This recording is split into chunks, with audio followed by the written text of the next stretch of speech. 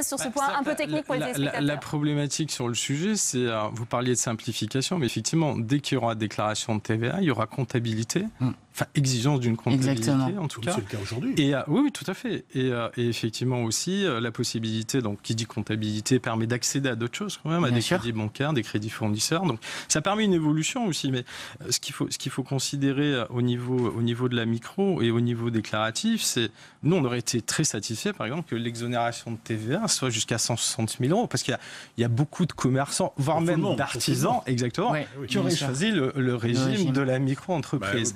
Bon, mais donc si vous voulez, on est vraiment là sur de la, comment dirais-je, on chipote sur le système.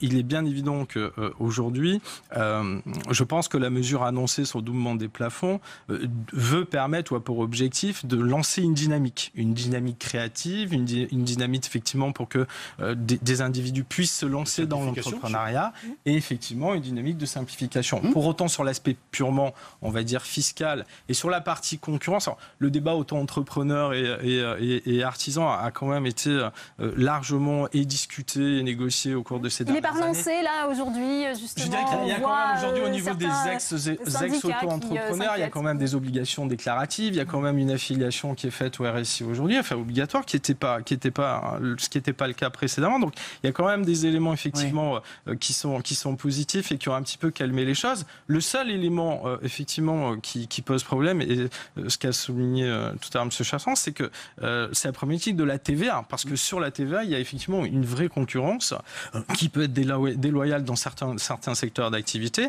notamment le bâtiment, et il faut effectivement être très vigilant sur cet aspect-là. Mais le doublement dans l'idée de se dire on va vers une simplification et on va vers une dynamique de création d'entreprise, ça relève de ce que j'expliquais tout à l'heure s'agissant du RSI, c'est un vrai message et je pense qu'il faut en tenir compte. François Patria.